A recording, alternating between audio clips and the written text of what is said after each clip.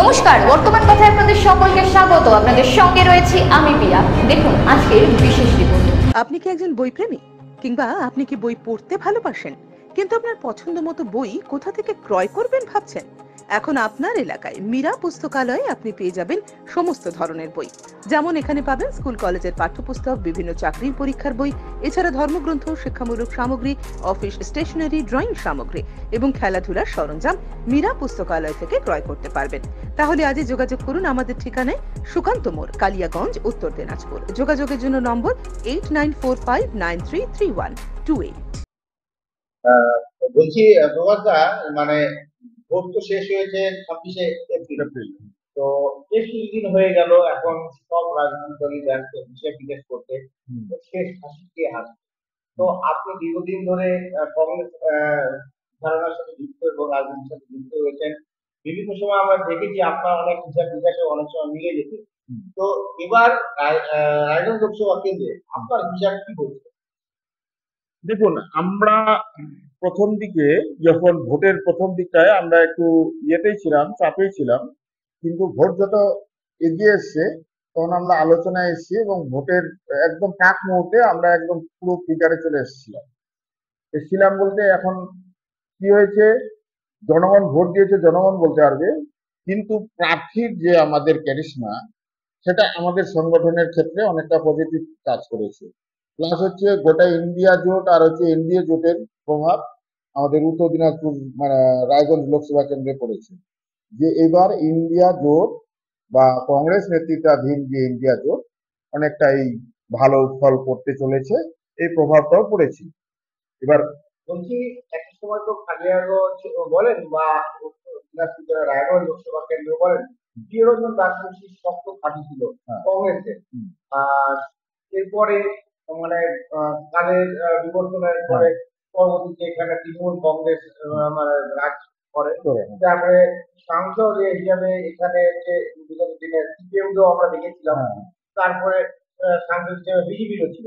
তো এইবার আপনাদের হিসাবটা কেন বলছেন আপনারা ফ্যাক্টর হবেন মানে জয় পরাজয়ের ক্ষেত্রে? কি হিসাবে আপনারা বলছেন?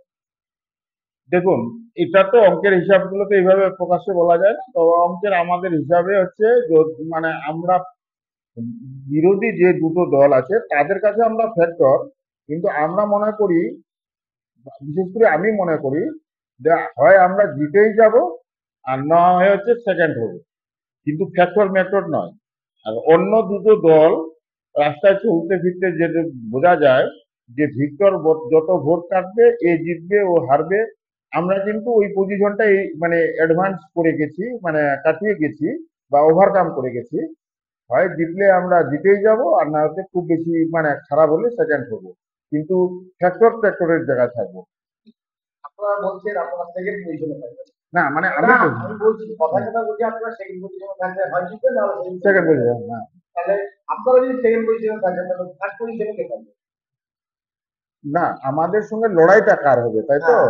এইটা হচ্ছে ওরা নিজেরা ঠিক করুক। আমরা এই কারণে বলবো যে ত্রিমুখী লড়াইয়ের ক্ষেত্রে না এগুলো খুব মানে ভাষা ভাষা কথা বললে লাভ নেই। যেমন ত্রিমুখী লড়াই রাজ্যের যে কোনো জায়গায় বা যে কোনো ওয়ার্ডে যদি ত্রিমুখী লড়াই হয় না, সেক্ষেত্রে ইয়ে ঠিক করা মুশকিল হয়ে যায়।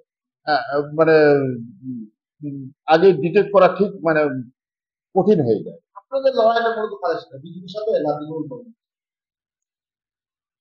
দেখুন, অনেকে অনেক রকম কথা বলবে, আমার দলের পক্ষ থেকে হয়তো ভালো বলতে পারবে, হ্যাঁ, বা দলের যারা দায়িত্বশীল তারাই ভালো বলতে পারবে এটা, কিন্তু আমার যেটা ক্যালকুলেশন, বিজেপির ভোটটা আজকে থাকবে 5,25,000 মধ্যে। সেই ক্ষেত্রে ওই ভোটটাকে যারা ওভারকাম করতে পারবে তারাই জিতবে। অনেকে বলছে যে বিক্রম হচ্ছে যে মাইনরিটি একজন ক্যান্ডিডেট এবং মাইনরিটি ভোট এবার অনেকে বেশি পাবে, তিনি যত ভোট টানবেন তত বিজেপি সুবিধা হবে, এটাই কি বলছে? না, এটা হচ্ছে অঙ্কের খাতিরে ওরা যেটা বলছে, ওইটাকে কথা কাটা যায় না। ভিক্টর মাইনরিটি আর মাইনরিটিরাই শুধু ভোট দিবে এই ধারণাটা ভুল। ভিক্টর আমাদের দলের পক্ষ থেকে এখানে একটা প্রশ্ন হচ্ছে, বিজেপি বলে বা সাধারণ অনেকে মানুষ বলে যে হিন্দু ভোটটা বেশিরভাগই বিজেপির দিকে যাচ্ছে, হুম। হ্যাঁ, তো এখন তো অনেক অনেক বলতেই পারে এখানে যেহেতু মাইনরিটি ক্যান্ডিডেট আছে তো মাইনরিটি ভোটটাও যে আপনাদের কংগ্রেস দিকে আসতে পারে। সেই আশায় অনেকটা কিছুটা আমরা করছি না তা নয়, অনেকটা আশা করছি সেই পার্সেন্টেজটা দিয়ে। আর কিছু আমাদের মানে কংগ্রেসি ভোট ব্যাংক একটা আছেই, যতই মানে লোকে আমাদেরকে ইগনোর করার চেষ্টা করুক, সেই দিক থেকে আমরা মনে করি আমরা 5.5 লাখের উপর ভোট পেয়েছি। যদি আপনার হিসাবে কালিয়াগঞ্জ থেকে সাতটা বিধানসভা নিয়ে তো লোকসভা, হ্যাঁ, তো কালিয়াগঞ্জ থেকে ইসলামপুর পর্যন্ত আপনার হিসাবে কোন বিধানসভায় কতটা লিড হবে বা মানে কে এগিয়ে থাকবে?